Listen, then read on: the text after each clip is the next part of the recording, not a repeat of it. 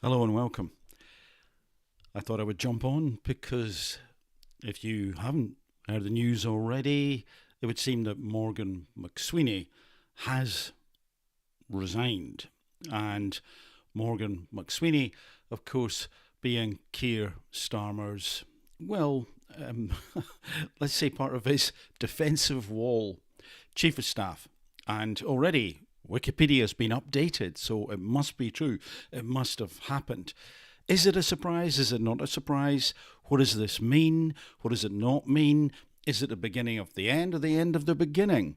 I think that by and large, what we're seeing is literally the crumbling of the foundations of Castle Starmer. And it won't be long before other things follow. Now, what I'll do is just send you to this particular screen, which I trust you will see in a second. I've just checked the sound to make sure it's coming through. Seems to be coming through okay.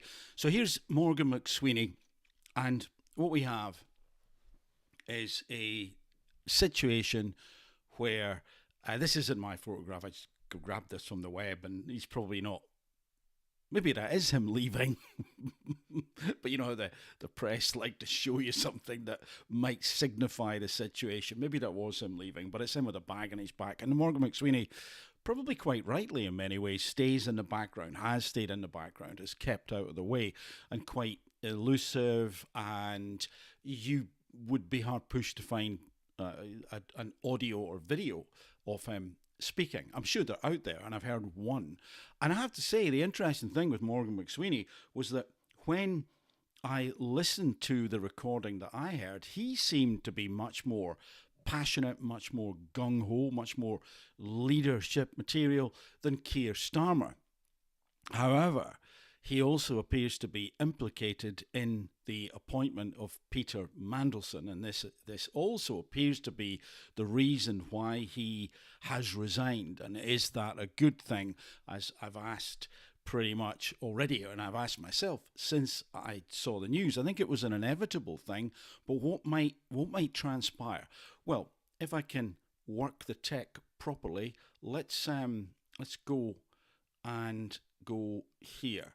Nope, you cannot work the tech properly, so you will have to do it that way. Yeah, there we go. Can you see that? Yes, you can already. So let me see if I can get this to function. There we go. David Lammy has turned on him, and I cannot believe that when he... Now, this is a bit I want to allow you to listen to, and I just need to check whether you can hear the sound and whether there is a bit of an echo or not. I don't know. I will start to play it again in a moment. Who you've seen is Jeremy Corbyn, because I wanted to make this relatively short and sweet. I thought I'd punch up a couple of headlines. You can freeze the video if you're watching it, or pause the video later if you're watching the recording. Of course, live, that's going to be... Yeah, you probably can do that as well, I think. But anyway, what I was throwing up were a couple of highlights that I'm not going to dwell on because I've kind of talked about them already.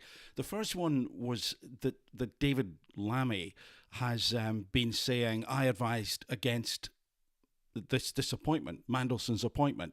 I said this wasn't a good idea. Now, what is David Lammy up to? Because once more, if you're in the UK and maybe in other countries as well, you've probably looked at David Lammy and realised that his epithet, Calamity Lammy, is probably pretty accurate indeed. And Lammy never struck me and doesn't strike me as someone who will not move and turn like a weather vane depending on how the political wind is blowing. Remember, he called Donald Trump all sorts of names. I mean, he's not alone in this political game, but he called Donald Trump all sorts of names. And then what happened was he essentially said, oh no, it's all politics and we're all friends. And then the next thing you see is him with J.D. Vance. Remember that?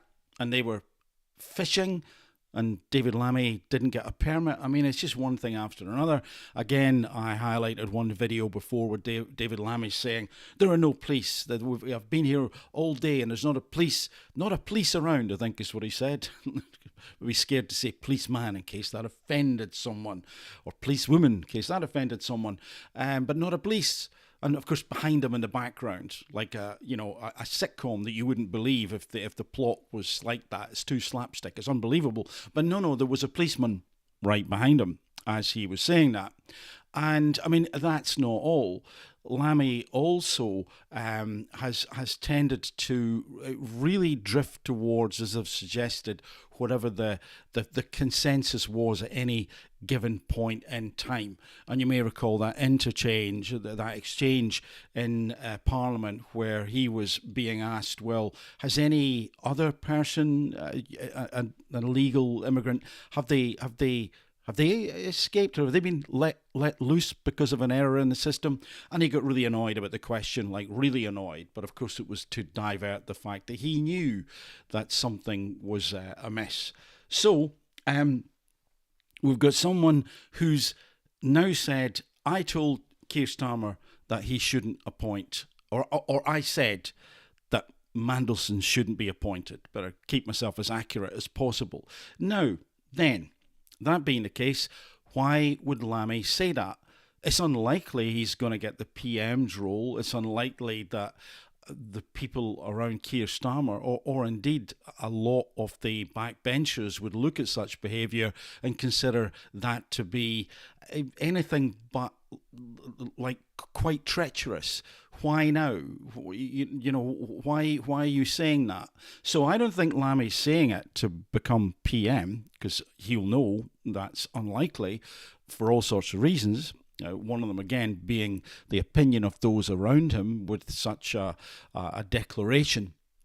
But I think what he's doing is more likely to distance himself from the situation, because this investigation, this inquiry, is going to find out an awful lot.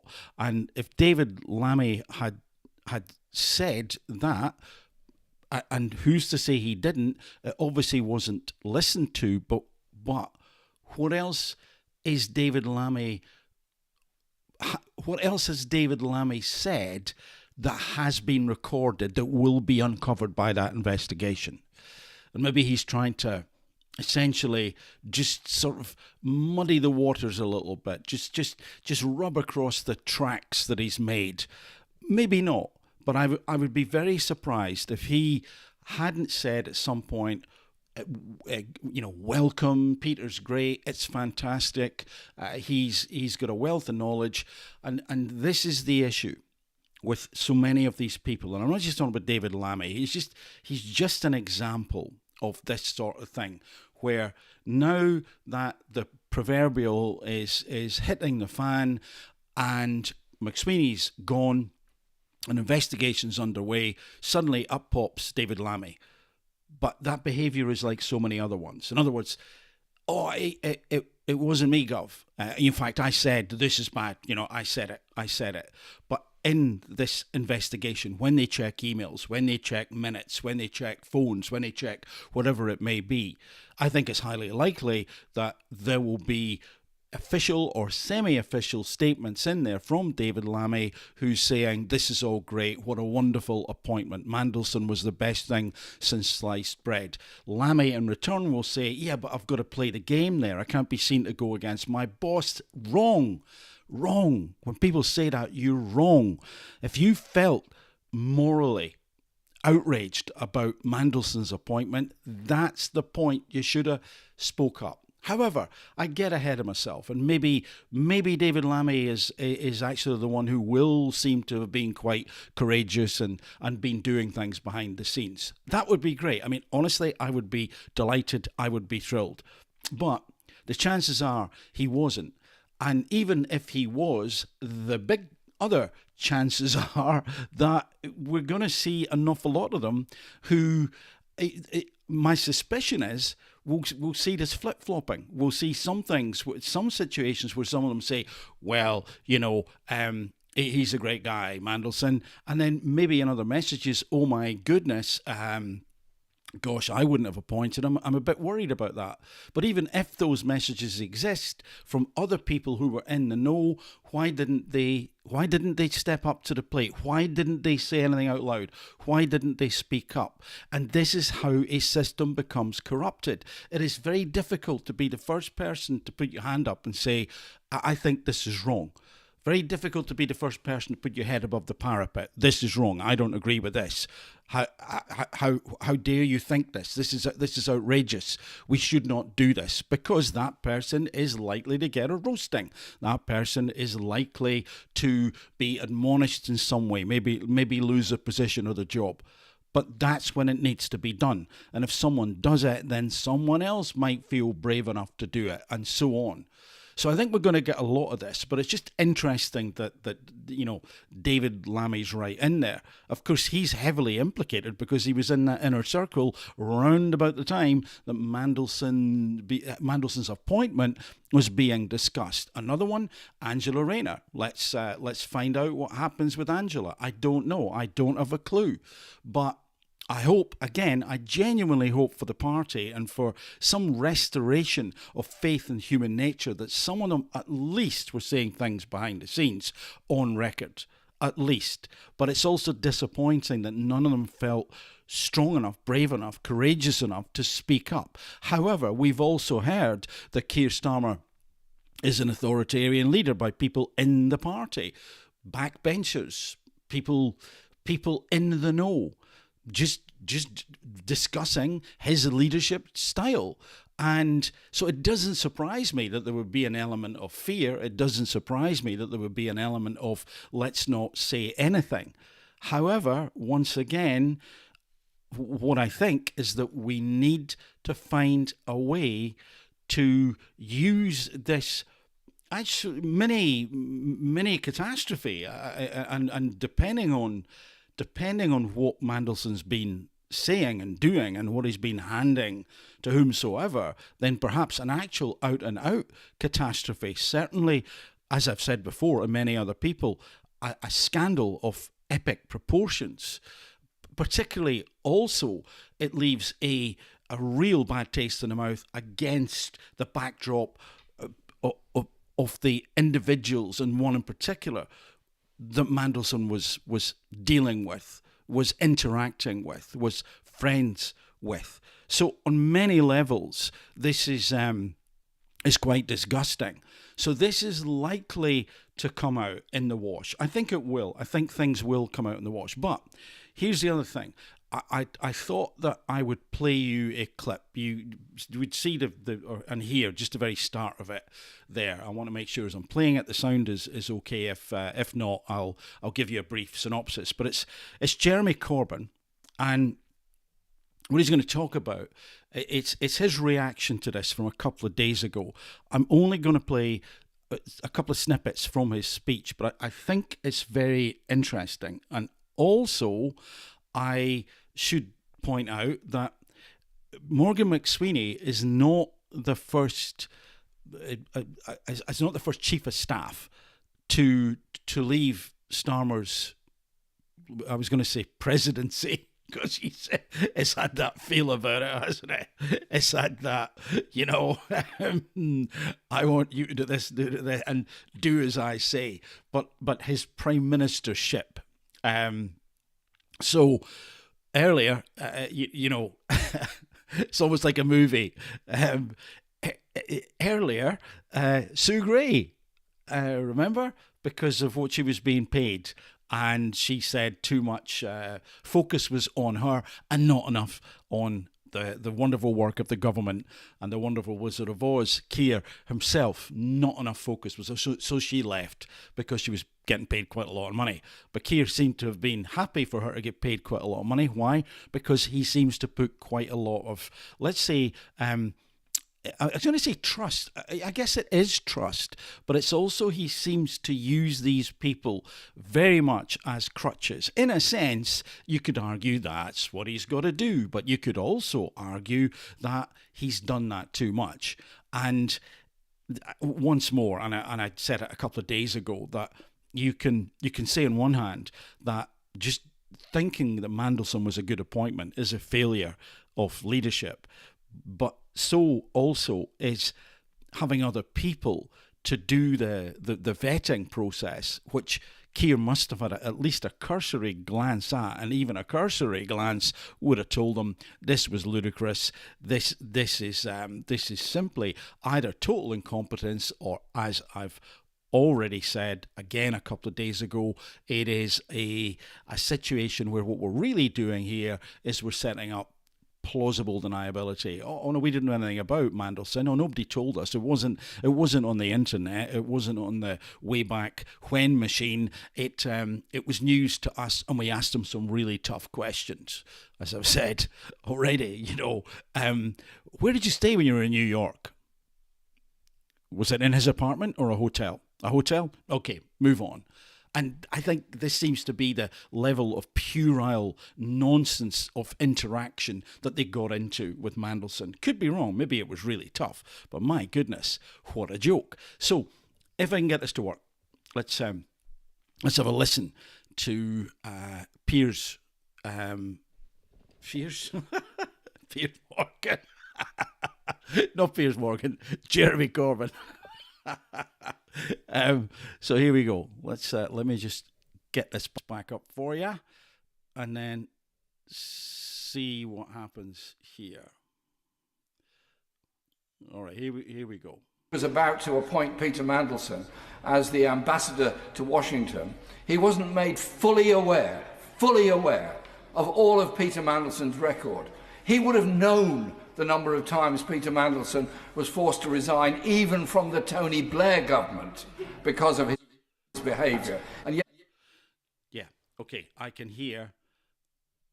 To me, at least, it sounds like you can hear that. Okay, so again, what Piers Morgan, Jeremy Corbyn is saying is that he cannot believe that Keir Starmer didn't know that stuff. I mean, so many of us have said that. So many people have said, hold on a second, this cannot, how could that possibly happen? And to me, that's sort of an echo of what I've been saying, that Jeremy Corbyn is, who's in the know, right? He knows the system. There's a lot of stuff Jeremy Corbyn has said and done I don't agree with, but there's some things that I do agree with, and that's one of the things. And what he says in this speech, in the longer version, I think is really quite profound. It strikes right at the heart of, we need to get rid of the corruption. So good for Corbyn there, good for him. And also, when he's saying that he cannot believe that Starmer did not know essentially anything about Mandelson's history, it just, yeah, he's right. It beggars belief. Not only is it a failing as a leader, as I've already said, on a couple of counts, trusting your advisors to that extent, and also not having enough gumption and common sense to realise that Mandelson was just a bad appointment in the first place. That common sense. Come on. So we've got a situation where we have essentially Keir Starmer saying, well, no, it wasn't me. I didn't know anything about it. And that's why I say this is the beginning of the end of the beginning, in the sense that we're going to see some stuff happen, I believe, relatively quickly, and things will need to change. You can't actually have everything changing all at once, because it would be utter chaos. But in terms of government, in terms of parliament, in terms of process and due diligence, this will happen, I believe, quite quickly, because the writing's on the wall. Let's continue then with Jeremy. he still went ahead, apparently despite Foreign Office and other advice, to appoint Mandelson as the ambassador to Washington. So again, we hear there, he still went ahead despite people in positions of authority who are experts in that area. This is their thing, having grave misgivings. And again, I'm paraphrasing what Jeremy Corbyn was saying there. Let's continue. What a shame, what a disgrace, and what an appalling appointment to make. And it's interesting to me that there's a little bit more to go, and we'll come back to that in a second. It's interesting to me that Corbyn used that word, "what a shame." I actually thought that was really powerful. It's an unusual word to hear in a political speech in this kind of situation. It's like an old-fashioned word in that situation almost, but I think it's very apt because it is a shame. It's a crying shame. It's dreadful. It's like there's a sadness attached to it. How could we find ourselves in such a position? How could this happen at this time? At 2025, 2026 now. How could that happen? It's a shame. And also, other meanings of the word, of course, it's shameful. It's shameful it happened. And it's embarrassing. Utterly embarrassing. How does this look around the world? And of course, that is not my first port of call in terms of concern. One is, in the first instance, appalled that someone connected to the horrible goings on of Epstein or Epstein, people seem to change what he's called, and again, who cares about him? That those individuals, this stuff is going on and on and on. It's and how much of a sort of horror it must be for them to have looked at someone who there's photographic evidence of Mandelson swanning around with Epstein. It's like, why would you do that in the first place? And then we see the other, I'll use the word that I've used recently, unedifying sight of Mandelson in his underpants. And before that, just weeks before that, he was saying, "Oh no, I wouldn't be involved in any of that stuff because of what Epstein did, because I'm gay." And what we're meant to do there is say, "Oh yeah, that means you couldn't be manipulated," which is what this Epstein guy is all about. It's manipulation of the people who fall for just homing in on and allowing their baser, more evil instincts to take hold. So let's continue. In my leadership, Mandelson had no role, no influence, and no part to play, because I do not trust the man, I do not believe the man, and we need to make that very, very clear. Again, to me, really interesting. Jeremy Corbyn saying, "Don't believe him, don't trust him. I essentially wouldn't touch him with a barge pole. He had nothing to do with my leadership in opposition or heading up the Labour Party." So I don't actually think that Corbyn is grandstanding here. I don't think he's jumping on the bandwagon. And he's pretty much, whilst, as I've said before, I do not always agree with this guy, he generally seems to speak his mind pretty much. And it's interesting that he was able to see that. He was able to sense that. Is that because he had half a foot outside of the hallowed corridors of power to the real world, where anybody with a modicum of common sense would be able to look at this guy and say, "He's a wrong un"? No, get away. You are absolutely not part of any inner circle of leadership when I'm in charge. Corbyn spotted it. How come other people didn't? And I think this is where the murkiness could become murkier. And I applaud Corbyn for saying that. But let's continue for the last little bit. Because his role in British politics has been basically malign, undermining, and essentially a very corrupting influence altogether. Now, what Jeremy Corbyn, not Piers Morgan, still is amusing me. What Jeremy Corbyn is saying there,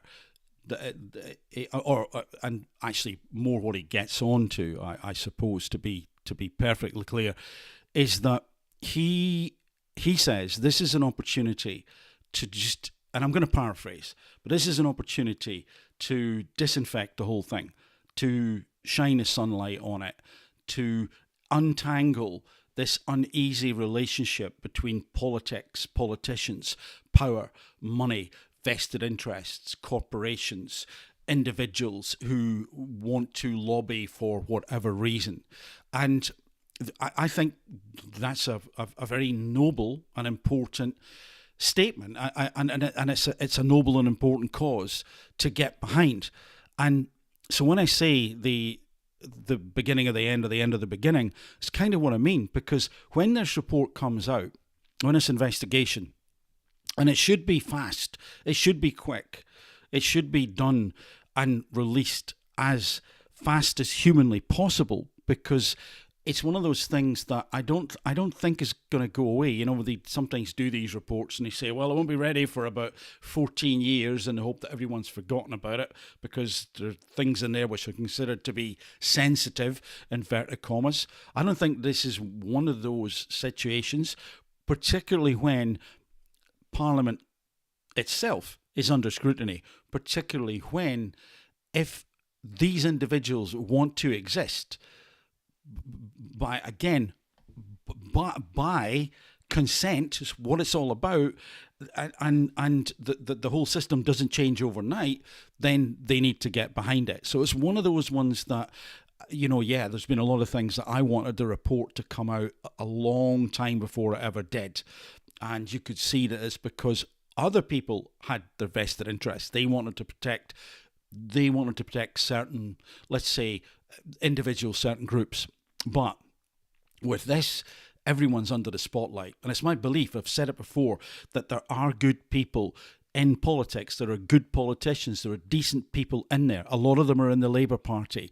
And so now it is their turn. It is their chance to actually find a way to make sure that no stone is left unturned. It is there. And of course, anyone who's independent, anyone in the Tory party, Reform, whoever it may be, this is the time now to say, how do we change all this? Because there really is something wrong with this. There's something rotten in the state of Denmark. There's something amiss and systematically corrupt.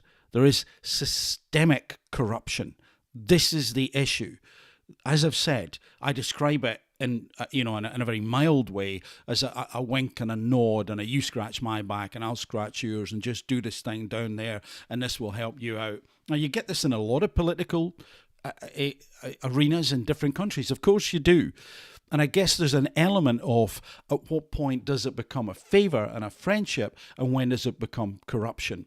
And I'm pretty sure that it wouldn't take a rocket scientist to sketch out at what point financially, at what decision-making point above which you cannot have that interaction, to sketch all that out and to put it into some fast, quick, rudimentary but powerful and easy to understand documentation. You shouldn't need it, but it probably will require ultimately something like that, maybe, of course, legislation as well.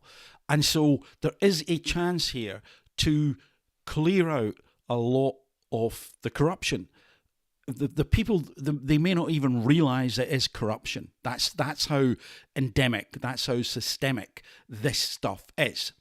And maybe it won't be perfect, but it could be an awful lot better than it is now. And if it's an awful lot better than it is now, then that's an awful lot better than many of us have had to endure, certainly almost everyone in this country, for the last few years. So it's not just this government, but my goodness, this government have made a hash of it. It's been disaster after misstep, after wrong turn, after flip-flop, after another, with no core of values, it would seem, nothing driving the decisions. All basically two things is what we've seen from Keir Starmer in terms of three, in terms of his modus operandi. Number one, get on the world stage, wine and dine with the good and the great, the so-called good and the so-called great.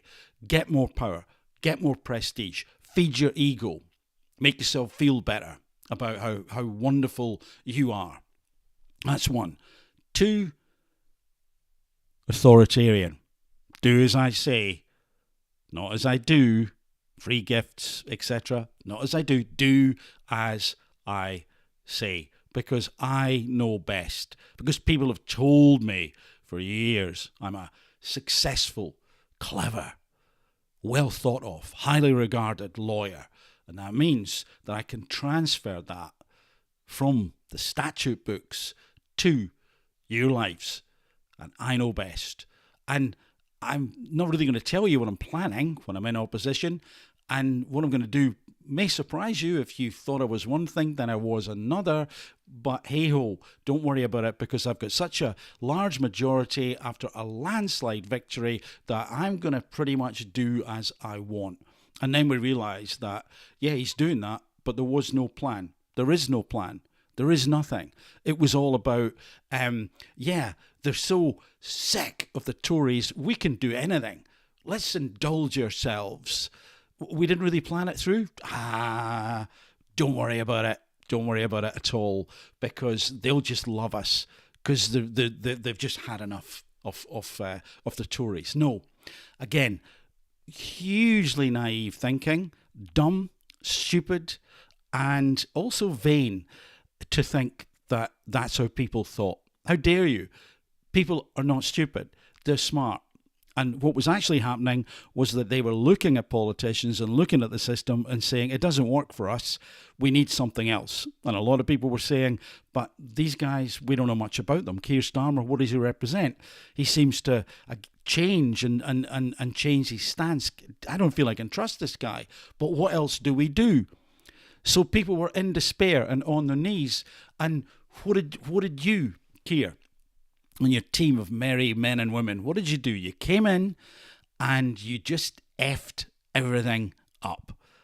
Is it because you could? I doubt it. It's just you're clueless. You're not fit for purpose. This has been the issue from the get-go. Maybe you really mean well.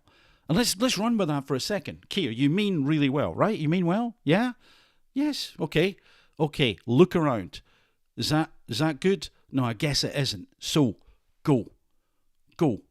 And then we have a situation where right now, with Morgan McSweeney gone, is that Keir also trying to just jettison, the ballast so he can soar higher and get away from the oncoming tsunami? Is that what that's about? It was all him. Well, again, I'm not going to go over it again. I've described why I think that, the buck stops with you. That's why you almost got paid as much as Sue Gray. Sorry about that. But she went as well. Was that the real reason, or was it because there was such chaos behind the scenes then also? So you've sort of run out of these people to just feed to the wolves. That isn't going to happen anymore. So it's down to you. And look, person who I wouldn't have trusted, David Lammy, is now going, it wasn't me either. So you really surrounded yourself with quite a team, Keir, and you also obviously bought intense loyalty from all of them. But that's what happens when you're an authoritarian. That's what happens when you don't listen to people, when you don't talk to people in the back benches. That's what happens when you don't consider how the population are actually feeling. The majority of the population, or what you do is you go and focus on some groups and individuals and go, poor you, it must be them. They're the baddies. So let's get some two-tier stuff in operation. And that just enrages people, and they see right through it, and they feel betrayed, and they feel saddened. And now it's all coming back to haunt you. I am sorry, but nobody in their right mind would have remotely employed Mandelson, not even given him a job working in the tea room, because he would have got up to something, right? I mean, this is the nature of the guy. And really, given the nature of the guy, it's like what's that old parable? The some people say it's the fox and the scorpion, or the frog and the scorpion, and the frog can get to safety across the river because there's a giant flood, and the scorpion says, can you let me ride on your back, frog? And the frog goes, no. And the scorpion says, why not? Because you kill me, because you jab me and I'll die, and we'll drown. And the scorpion says, yeah, but we'd both drown, so why on earth would I do that? So the frog says, all right, scorpion, that makes sense. Why would you do that? That would be silly. And the frog starts swimming across, and the scorpion stabs the frog, and the frog begins to die and sink. And so does the scorpion. And as they're both drowning and sinking under the water, the frog says to the scorpion, "Why would you do that? Why did you do that?" And the scorpion says, "Because it's in my nature." Just think about that, Keir. Think about that. Anybody could see it. So, then also, going back to Piers Morgan, Jeremy Corbyn, we have, if you're just joining this or just watching, it's I'm not really talking about Piers Morgan. It is Jeremy Corbyn. We're going back to Corbyn and then thinking about Starmer. You may recall as well that what happened was there was a situation where, and I made a video about it because it just infuriated me that much. I thought, who is this guy? Who is this Prime Minister? And you've got essentially clips of Keir Starmer saying, no, Jeremy Corbyn, I would consider him to be a friend. He's a friend of mine. And then other clips where he's like lambasting him and essentially, he's no friend of mine. What happened in between? Nothing seemed to happen in between. You aligned yourself with him because it was helpful to you at that point in time to get power, to make more connections, to make your way to that PM role that you've obviously had your eye on from way back when. And that was nasty. Like I say, I don't always agree with Jeremy Corbyn at all. And yet, I would have to say he is someone who, by and large, and compared to an awful lot of politicians, appears to say what he actually thinks. And I do appreciate that. But what you appear to do is say what you think is expedient in the moment. Hence the flip-flops. Hence the, let me sound like Nigel Farage one day because I think it's going to keep me in power. I think it's going to get me more votes. I think it will allow me to last a little bit longer. You will say anything. And how does that look to people in the party? How does it look to your leadership team? How does it look to your cabinet? How does it look to the backbenchers? How does it look to the population? It looks ludicrous. So the game is up with that stuff. That was never going to fly. It was silly. It was crazy, particularly when you said as well, you meant to be the lawyer. You meant to be the smart one here, Keir. You're the clever one, right? But hoist by your own petard. Hoist by your own petard.